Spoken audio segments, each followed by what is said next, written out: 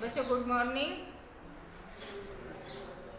आज आपको हम पढ़ाएंगे आरुणि श्वेत केतु संवाद। आरुणि और श्वेत केतु का संवाद।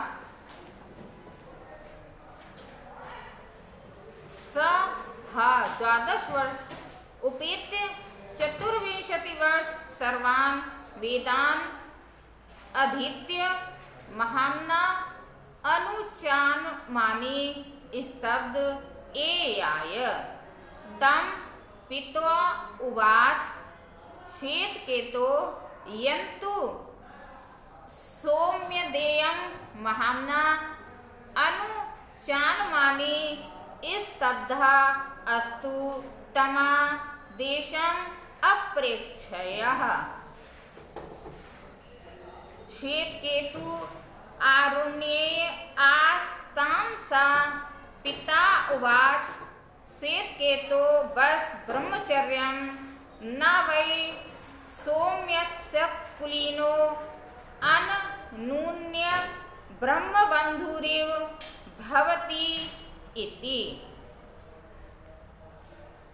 सह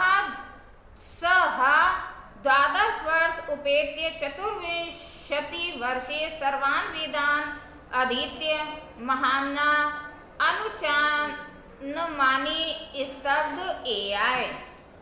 इसमें जो बच्चों आरुण और श्वेतकेतु का संवाद है वह ये छंदयोग उपनिषद से लिया गया है।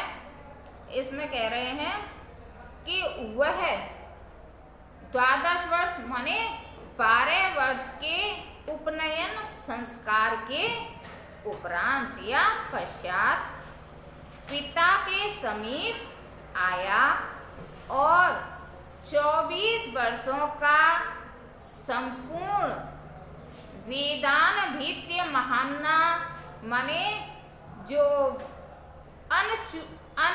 अनुचानमानि स्तब्ध एयाय माने जो 24 वर्षों का संपूर्ण जो वेदों का अध्ययन करके कुछ भी न कहता हुआ वह महाम्ना आश्चर्यचकित सा होकर खड़ा हो गया।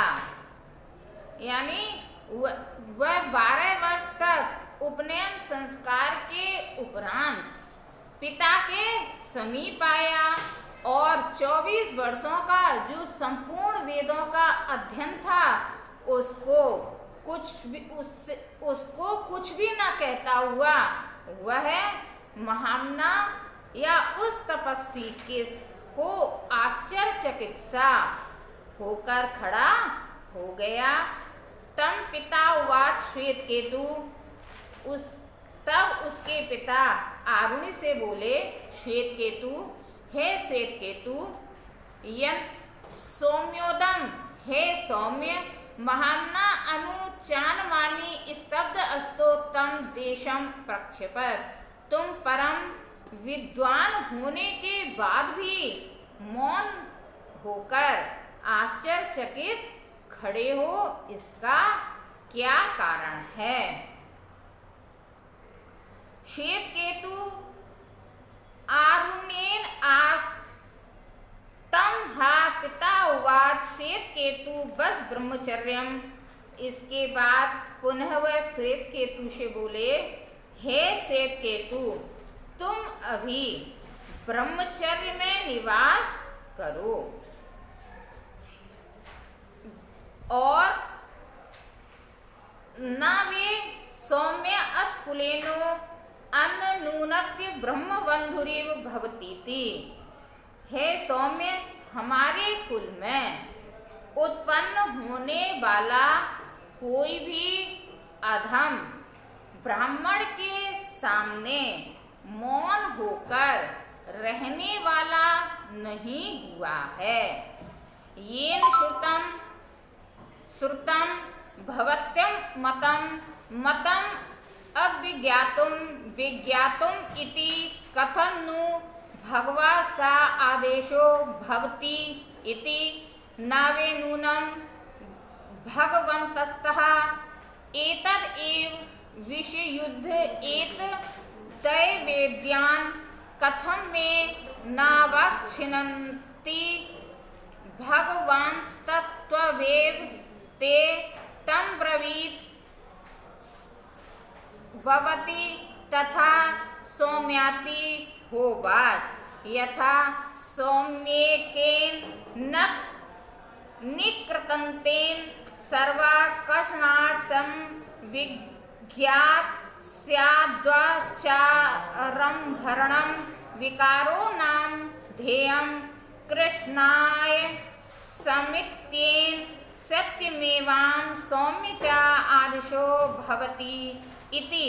यथा सौम्यकेन लोहमणिना सर्वलोहमयं विज्ञात स्याद्य चारं भरणं विकारो नामधेयं लोहम् इति अत्यमेव सत्यम्। येन श्रुतं श्रुतं भवत्यमत। जो सिद्धांतों को सुनने के बाद भी मतम विज्ञातुम विज्ञसी, जो सिद्धांतों को सुनने के बाद भी मौन होकर रहता है, जो सिद्धांतों को समझने के पश्चात कथं तु भगवा सा आदेशो भवति, आपका क्या आदेश है।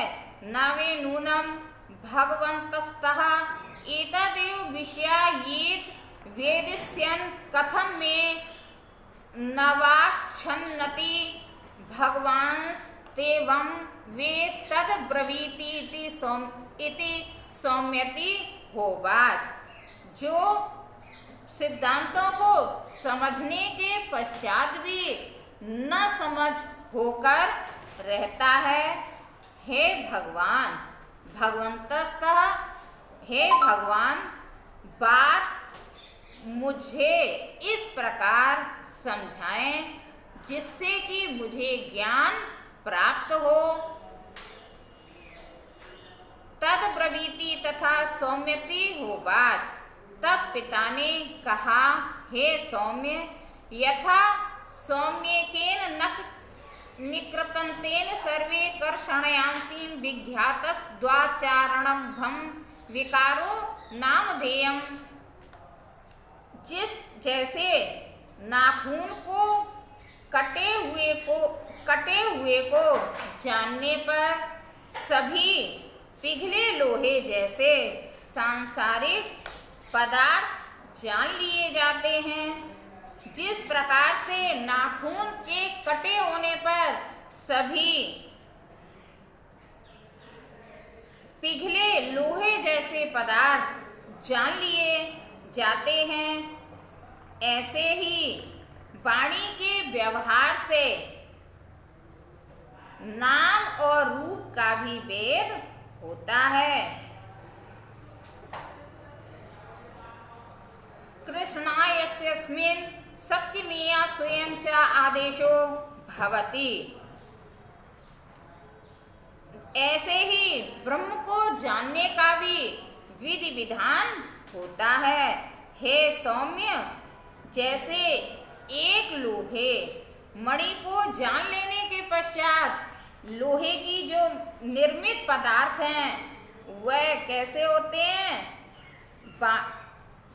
जो लोहे के निर्मित पदार्थ हैं वह केवल वाणी के व्यवहार नाम रूपात्मक परिवर्तन के लिए करता है, लेकिन सत्य तो लोहा ही होता है। इसी प्रकार से ब्रह्म को जानने के लिए यही विधान समझना चाहिए।